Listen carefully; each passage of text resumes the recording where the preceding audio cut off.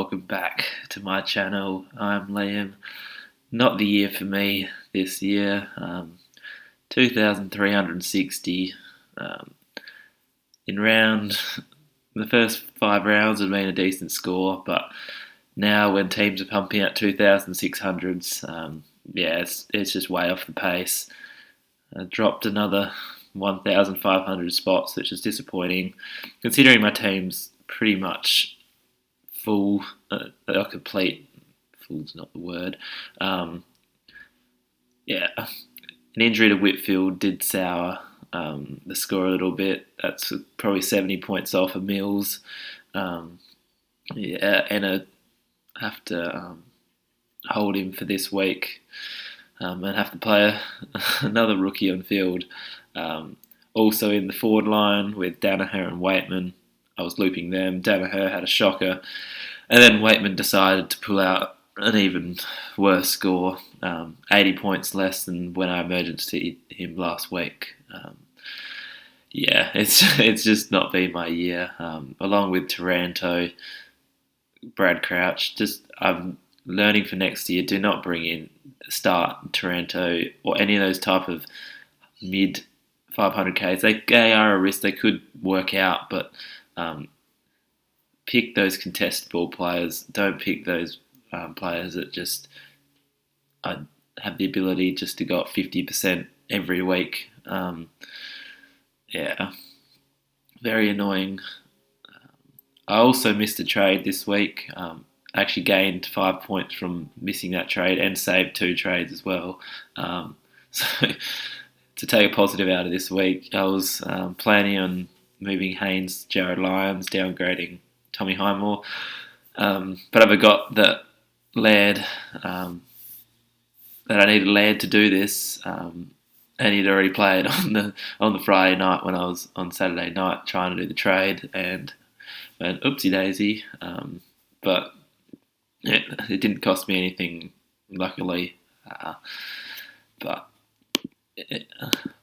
Some years this is my worst year in like 4 years in SuperCoach. I haven't gone out of 3,000 for the last couple of years.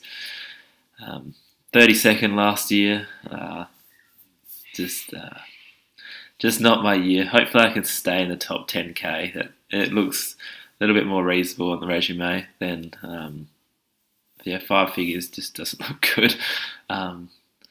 But there are a lot of positives this week. I can't complain with a few of these scores. Tom Stewart, amazing. Jordan Ridley, another 120.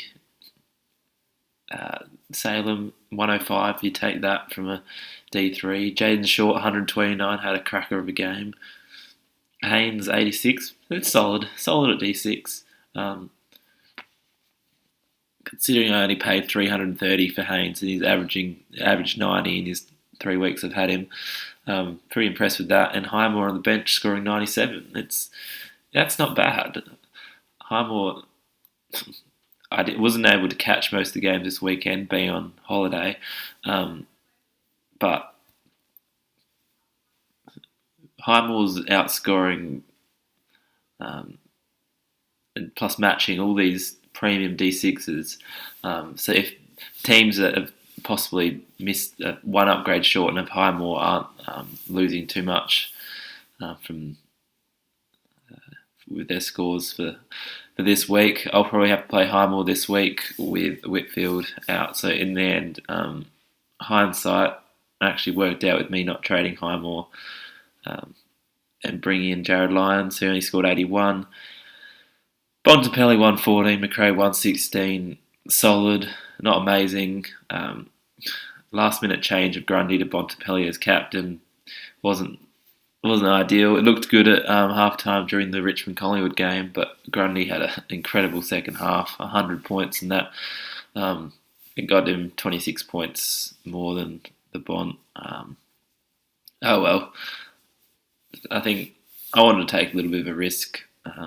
A lot of people were captaining Grundy. I was not having the best week as such, with Whitfield going down, Taranto having a shocker, Crouch being very consistent, scoring 80s.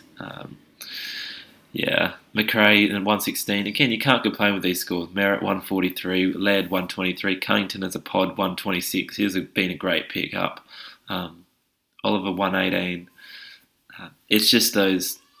It's just my M7 M8 is costing me about 150 points on most teams, and then I had the Whitfield injury, which cost me 50.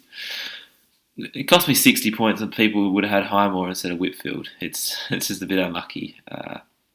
And there's people having Bramble with 120, outscoring Crouch by 40, outscoring Taranto by 60. It's yeah. Just have to move on. Not my year. Hopefully I can give you some decent tips through my trade talk video. Even though there's not many trades that you can pull off as of yet, but there are still a few underpriced players lurking about. I still have my 4 trades left. As I said, still debating whether I upgrade Danaher or upgrade Haynes. I could do both and leave me with no trades, but that's just just a dumb move. Grundy 140, amazing. Sucks if you traded him, but Darcy scored 180 again. So, and Natnoy still got the 130. Gawn's he's been a little disappointing. I wouldn't probably start him next year. Jackson's just taking too much of his ruck role. He's just hobbling over the 100 mark every week, so it makes it not look as bad. But everyone has him, so the score isn't overly influenced. Dangerfield 97, didn't see this game much. Not the best VC option. Merritt was the better choice. A lot of people brought him in this week. He's one of the most popular players probably now in the forward line. Zeeble, Hall, they've just been amazing picks. You just love watching them in the back line. Zeeble had an amazing game. People go, he's just there for chippy kicks, chip it. He took about 4 intercept marks, and most of them contested in the wet. A few amazing spoils. I know I'm being biased as a North supporter here, but he had a great game. Hall did well in the wet to get to 116, not his conditions. Was helped a little bit, Zeeble and Hall, by Eagles not the best kicking in the first few quarters. But I feel like Hall is certainly probably nearly a must-have next year. He'll be priced at about 100 and has the ability of going probably 115 for the year. Bolton's just off his game. And Rich Minato, I don't see this improving much. If Richmond start to disappear, I don't see Martin hitting his 120s. He'll probably be rested forward more. They're probably bringing the kids, which will be a bit annoying, owning him, but everyone has him, so it's not very worrying. Bolton, on the other hand, hasn't gone over 100, has gone averaging about 65, 70 in the last 3 weeks. When I had the choice between him and Zorko, and I think Zorko's 40k more, that is another decision that's just completely derailed my season. I have to hold him, but he's scoring 40 points less, 30, 40 on average less than Zorko each week. And then we have these, I don't want to talk about Danaher, Shocker on Saturday night, and then Thorpe Waitman could at least get to 60, 65 at worst. No, he just pulls out a 28 after scoring 115 last week. Have to wait and see. Richmond play Brisbane next week, so hopefully Danaher can kick a few, and it'll be all good and well next week. But hopefully you all had much better weeks than me. Good luck with your trades. Leave any comments below regarding your teams, and I'll catch you tomorrow with a trade talk for the upcoming round 18. Only 5 more weeks to go.